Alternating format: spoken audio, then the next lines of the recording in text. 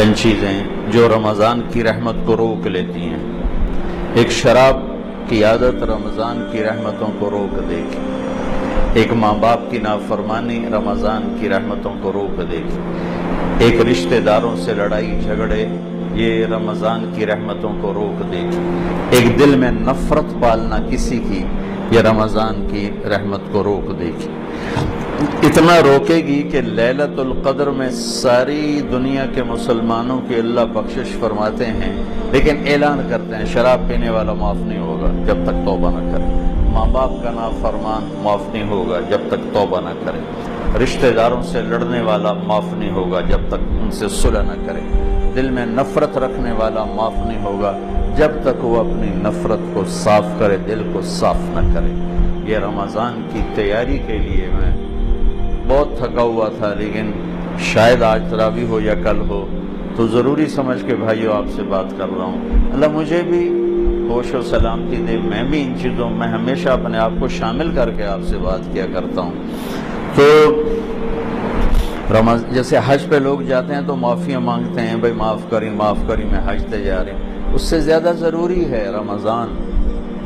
جتنے فضائل رمضان کے ہیں اتنے حج کے نہیں ہیں، جتنے فضائل رمضان کے ہیں اتنے حج کے نہیں ہیں۔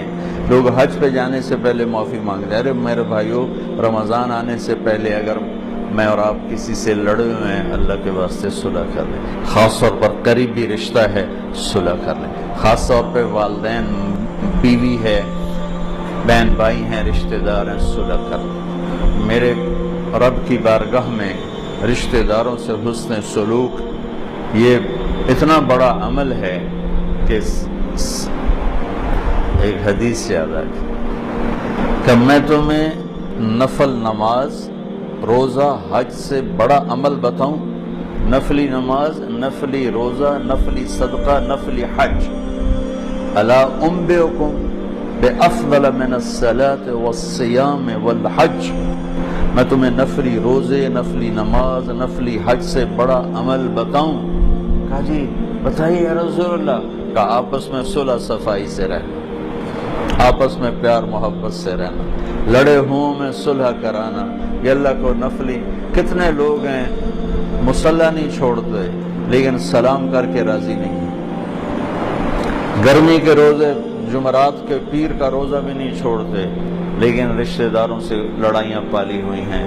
میرے بھائیو، میرے اللہ کو ہماری بندگی کی ضرورت کوئی نہیں ہے، وہ ہمیں اچھا انسان دیکھنا چاہتا ہے۔ اچھے انسان میں بندگی کا ایک بہت بڑا عمل ہے،